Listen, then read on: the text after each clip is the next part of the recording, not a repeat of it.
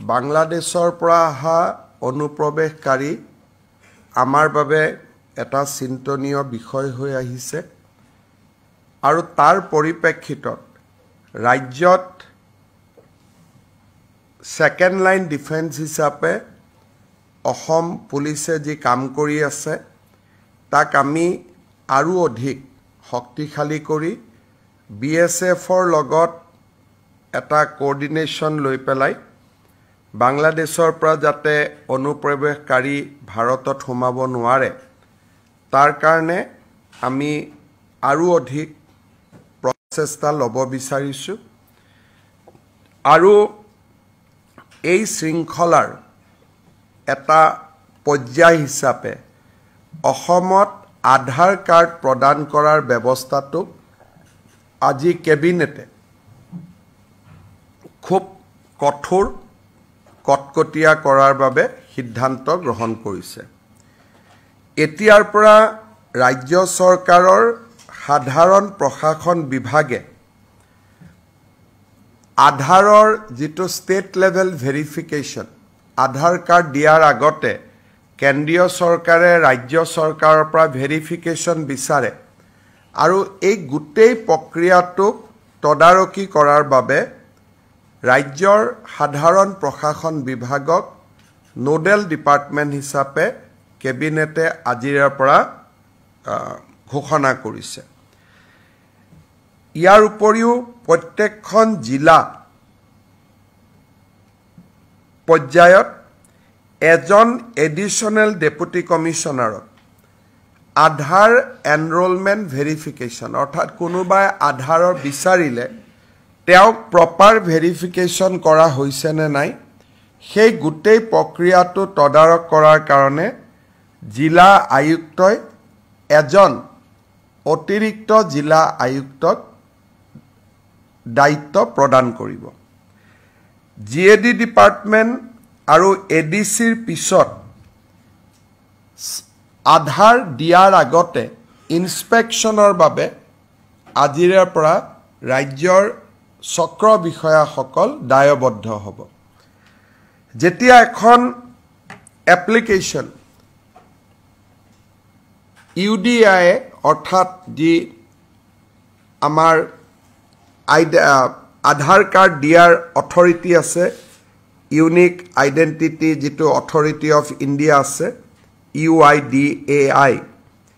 এখেতসকলৰ পোৰ্টেলত আধাৰ কাৰ্ডৰ বাবে আবেদন কৰাৰ লগে লগে সেই আবেদনখন টেকনিক্যাল ভেৰিফিকেশ্যনৰ পিছত ফিজিক্যাল ভেৰিফিকেশ্যনৰ বাবে ৰাজ্য চৰকাৰৰ পোৰ্টেলত আহিব সাৰ্কেল অফিচাৰজনে প্ৰথম এই আধাৰ কাৰ্ডৰ আবেদনখন পোৱাৰ লগে লগে তেওঁ প্ৰথমে চাব যে ৰাজ্যৰ ৰাষ্ট্ৰীয় নাগৰিক পঞ্জী প্ৰণয়নৰ সময়ত এই ব্যক্তিজনে বা এই পৰিয়ালটোৱে বা তেওঁৰ পিতৃ মাতৃয়ে আবেদন কৰিছিলে নে নাই প্ৰথম পৰীক্ষা হ'ব সেইটো যদি দেখা যায় যে তেওঁ আবেদন কৰাই নাছিলে তেতিয়াহলে তেওঁৰ আধাৰ কাৰ্ডখন ৰাজ্য চৰকাৰে প্ৰত্যাখ্যান কৰি কেন্দ্ৰীয় চৰকাৰলৈকে প্ৰতিবেদন দিব আৰু যদি প্ৰমাণিত হয় যে নহয় তেখেতে এনআৰসিত নিজকে ভাৰতীয় নাগৰিক বুলি আবেদন কৰিছিলে তেতিয়া আমি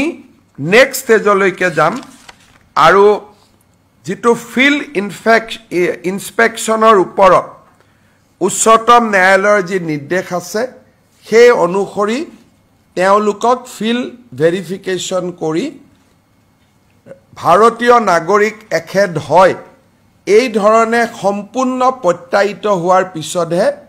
তেখেতক আধাৰ কাৰ্ড দিয়া যাব অৱশ্যে যিবিলাক ভাৰত চৰকাৰৰ কৰ্মচাৰী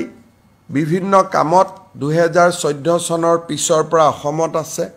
স্বাভাৱিকতে তেওঁলোক যেহেতু পশ্চিমবংগ গুজৰাট মহাৰাষ্ট্ৰৰ নাগৰিক অসমৰ এনআৰসিৰ বাবে আবেদন কৰা নাই তেওঁলোকৰ ক্ষেত্ৰত এই নিয়মটো নাহিব কিন্তু ফিজিক্যাল ভেৰিফিকেশ্যন বা ডকুমেন্ট ভেৰিফিকেশ্যন তেওঁলোকৰ ক্ষেত্ৰতো আমি কৰিম ইয়াৰ ফলত ৰাজ্যত আধাৰ কাৰ্ডৰ প্ৰদানৰ ব্যৱস্থাটো আমি অলপ টনকিয়াল কৰিব পাৰিম আৰু কোনো ধৰণৰ সন্দেহযুক্ত নাগৰিকে যাতে আধাৰ কাৰ্ড ল'ব নোৱাৰে তাৰ অন্তত আমি কিছু প্ৰতিবন্ধকতা সৃষ্টি কৰিব পাৰিম এই নিৰ্দেশ আমাৰ বহু অপেক্ষিত নিৰ্দেশ আছিল সাৰ্কেল অফিচাৰ সকলে নাজানিছিল যে কেনেকৈ আমি কাক আধাৰ দিব লাগে কাক দিব নালাগে আজিৰ প্ৰায় এই এছঅপিখন কাৰ্যকাৰী হোৱাৰ লগে লগে সাৰ্কেল অফিচাৰ সকলে এটা নিৰ্দিষ্ট তদন্তৰ মাজেৰেহে আধাৰ কাৰ্ড দিব পাৰিব এইটো এতিয়াৰ পৰা আৰু স্বয়ংক্ৰিয় ব্যৱস্থা হৈ নাথাকিব যেন আধাৰ আবেদন কৰিলে আধাৰ পাম তেনেকুৱা ব্যৱস্থা হৈ নাথাকিব আজি কেবিনেটে ই এটা খুব ডাঙৰ আৰু গুৰুত্বপূৰ্ণ সিদ্ধান্ত গ্ৰহণ কৰিছে